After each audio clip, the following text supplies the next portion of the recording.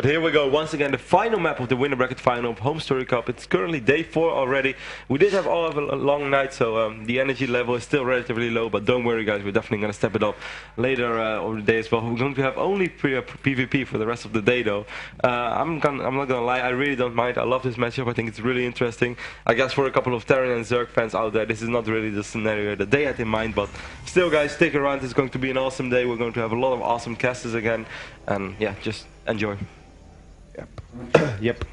And before we really kick things off here in Crossfire, we can see of course Nani spawning in the left bottom side of the map, representing Team Dignitas, while HuK of course represents Team Liquid, spawns in the right top side of the map. Gives us once again to thank the sponsors who made this awesome event possible until now, of course Rocket, HuK and my Schenken notebooks as well.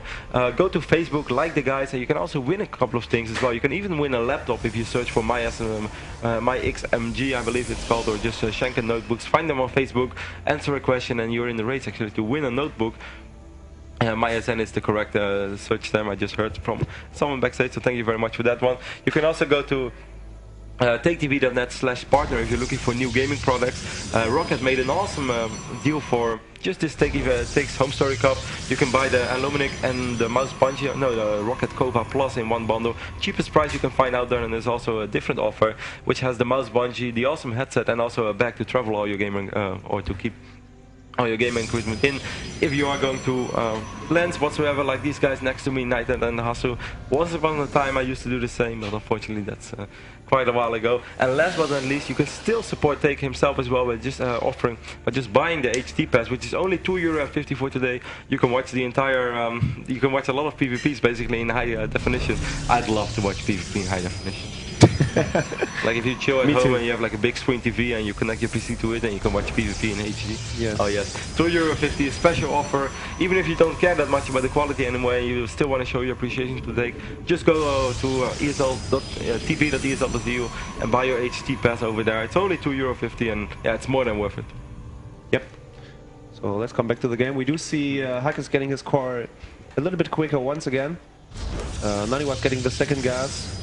Liquid does spot the second assimilator, but the same is going on for HuK as well in his own base. So both are pretending to go for an for a tech build, but you never know because does he get this probe? No, he doesn't, because once the probe is running out of the main base, you can pull off the probes of gas again, and maybe even going for 4-gate. You never know.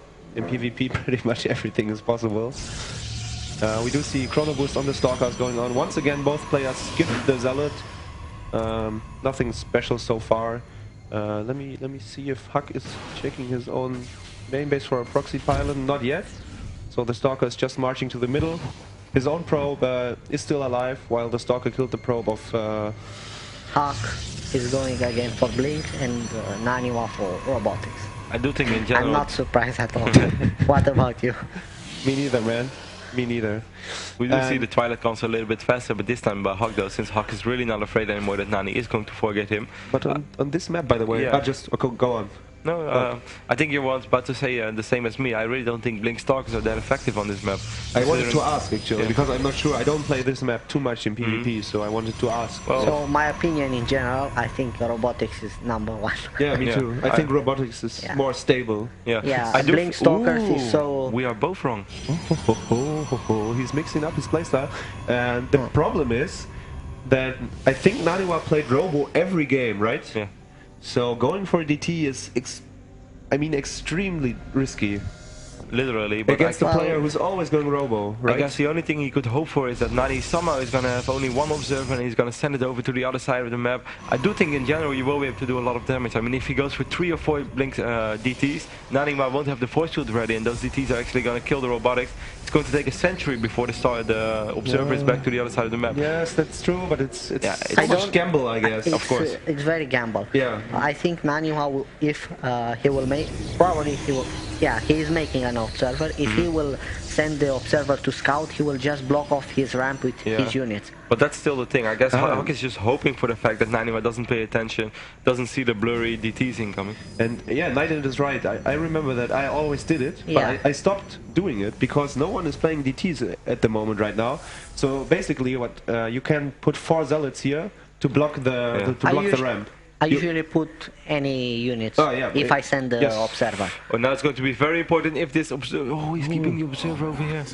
Because I mean, the games before, he always was sending... So bad. Oh, this is so bad for HuK right now. He does see the DTs, he's putting a very nice... he's marching them to an Archon and the force will disappear. That looked a bit funny.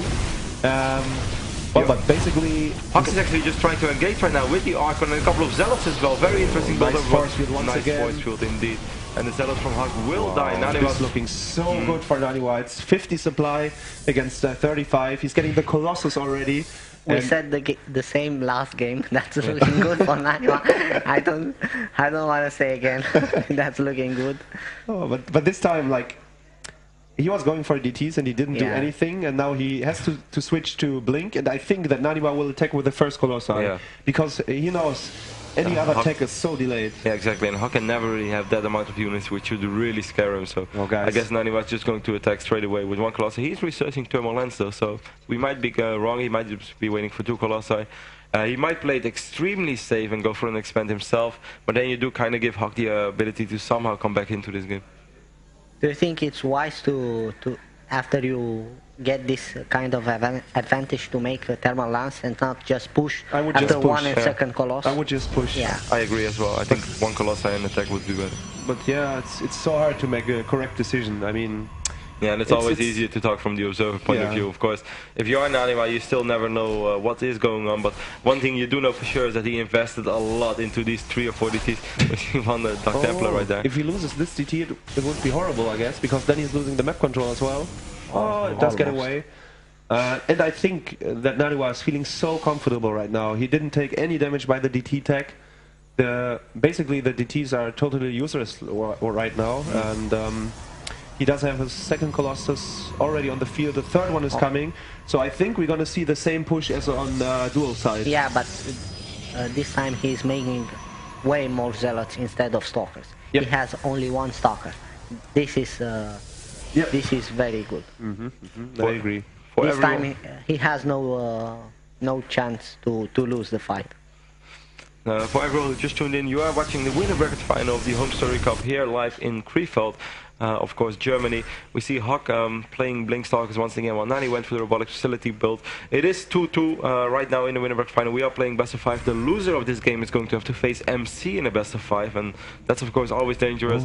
And the winner will have a 1-0 lead in the overall final, but that's a worry for later. Once again, HuK tries to engage with a couple of Stalkers, but Thermal Lens being very effective right now. Yes, and I think HuK tried to do some kind of base raid because he was... Oh, he's picking off one Stalker actually. Not that bad, but right now NaNiwa is on 80 supply while HuK is pretty much at 70. And does he get this? NaNiwa is making another observer. Oh yeah, you're right, so he's playing totally safe. One Stalker gets picked off. I think it was 2 actually. 2 Stalker legs on the ground. The DT is attacking the pylon, but there's a second observer, and NaNiwa is actually going for the killing blow, I believe. He's just pushing right now. There are no Archons, and we do have 3 Colossus. Meanwhile, we have Take testing the microphone in our ear, but hopefully you guys can't hear that. One Stalker being lost for HuK. HuK is going to try to do something over here with a couple of Zealots. Very nice Colossi control right there by NaNiwa, just doing a lot of damage before the fight even really starts. Nice force field, so beautiful. He's blocking off all those units. The Colossus are focusing the Stalkers right now. He should... Yeah. Wow, this is looking good for him. I mean, this time there's nothing special going on. The Blink was not the best. He was not able to take down the Colossus in time.